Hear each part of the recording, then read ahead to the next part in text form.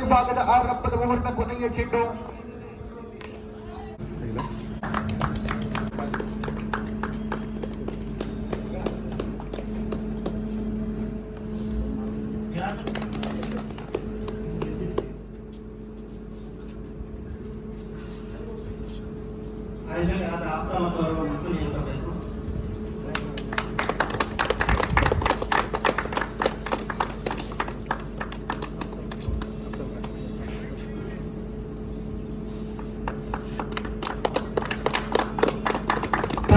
ಬಹುದಿನಗಳ ಪ್ರಯತ್ನದೊಂದಿಗೆ ಅಂತಾರಾಷ್ಟ್ರೀಯ ಮಟ್ಟದಲ್ಲಿ ಪಂಚಕುಸ್ತಿಯಲ್ಲಿ ವಿಶೇಷವಾಗಿರತಕ್ಕಂಥ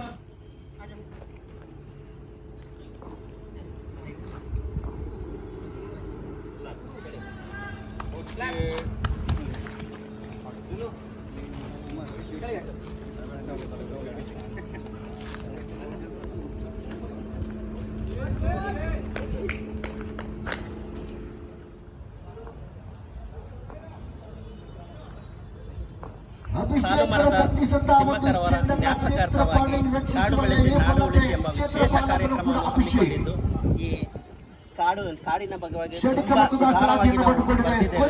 ದಯವಿಟ್ಟು ಇಲ್ಲಿ ಬರುವ ಎಲ್ಲ ಕ್ರಿಕೆಟ್ ಅಭಿಮಾನಿಗಳು ಇಂದಿನ ವಾಸ್ತವಿಕವಾಗಿ ನಮಗೆ ಕಾಡಿನ ಅವಶ್ಯಕತೆ ಇದೆ, ಕಾಡನ್ನು ನಾವು ರಕ್ಷಿಸಬೇಕಾಗಿದೆ. ಅದರ ಪ್ರಯುಕ್ತವಾಗಿ ಉದ್ದದಾದ ಒಂದು ಬ್ಯಾನರ್ ಅನ್ನು ಅಳವಡಿಸಿದ್ದೇವೆ.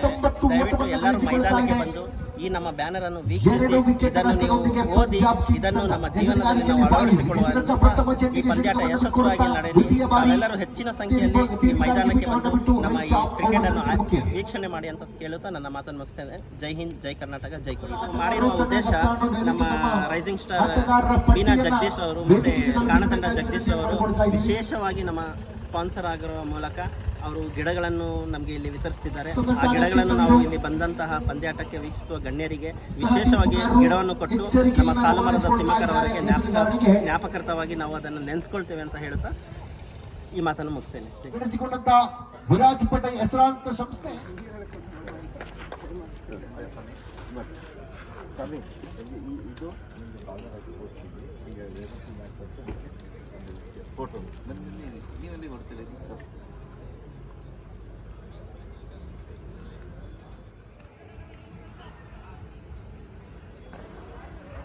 ಮೂವತ್ತ 7 ಓಟವನ್ನು ಒಟ್ಟುಮೊತ್ತವಾಗಿ ಗಳಿಸಿಕೊಳ್ತಾ ಇದೆ.